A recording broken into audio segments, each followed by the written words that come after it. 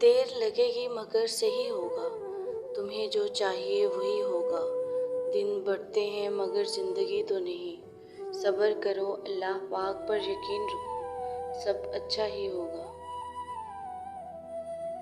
مرد وفا کے معاملے میں درختوں کی طرح ہے، کٹ تو سکتا ہے مگر من پسند عورت کو دھوکہ نہیں دے سکتا۔ جو عورت ہر وقت ہنستی رہتی ہے تو سمجھ جاؤ ایسی عورت میں دکھوں کا آتش فشاں ابل رہا ہے۔ اگر خوش رہنا چاہتے ہو تو مطلبی لوگوں کو فون سے ہی نہیں، زندگی سے بھی بلاک کر دو۔ تکلیف یہ نہیں کہ قسمت نے مجھے دھوکہ دیا، میرا یقین تم پر تھا، قسمت پر نہیں۔ عورت سے بحث ہرگز نہ کریں، خاص کر جب وہ جذباتی ہو یا دکھی ہو، یا خوش ہو یا غصے میں ہو، یا پھر بھوکی ہو یا سانس لے رہی ہو، یعنی عورت سے بحث کبھی نہ کریں۔ سائیکالوجی کے مطابق اگر کوئی آپ کو چھوڑ کر چلا جائے اور کچھ عرصے کے بعد واپس آ جائے تو سمجھ لیں تو کہیں ذلیل ہو کر اور بے عزت کروا کے آ رہا ہے۔ مرد عورتوں پر مر مٹتے رہتے ہیں، لیکن خوش قسمت ہے وہ مرد جن پر عورت مر مٹے۔ جب کوئی تم سے محبت یا شادی کی بات کرے تو اس سے پیسے، گاڑی یا گھر کے متعلق مت پوچھنا، ہمیشہ ساتھ رہنے کے وعدے بھی مت کر لینا، بلکہ سب سے پہلا سوال یہی کرنا، کیا تم میری ذہنی صحت کا خیال رکھ سکتے ہو؟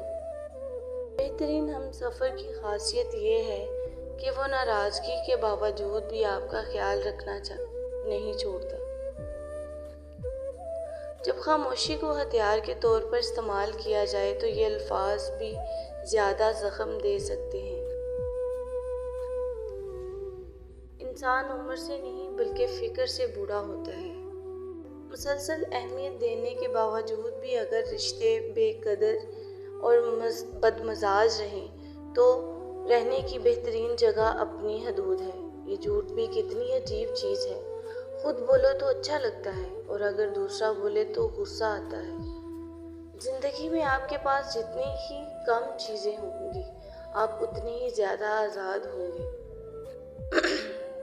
ہمیشہ نیکیاں کرتے جاؤ، دریا میں ڈالتے جاؤ۔ جب کبھی زندگی میں طوفان آیا تو یہی نیکیاں آپ کے لیے کشتی بن جائیں گی۔ کوئی اچانک بدل جائے تو 2 باتوں پر عمل کریں۔ وہ شخص آپ کو دن رات یاد کرے گا، سب سے پہلے آپ نے اس شخص کو اپنی طرف کھینچنا چھوڑ دینا ہے، اس سے کسی بھی قسم کا رابطہ کرنا چھوڑ دینا ہے۔ اپنے اندر کچھ ایسی تبدیلیاں لاؤ جو اس شخص کے ہوتے ہوئے آپ میں نہیں تھی، چاہے آپ خوش ہوں یا نہ ہوں، لیکن اس شخص کو یہ یقین دلانا کہ مجھے اب فرق نہیں پڑتا،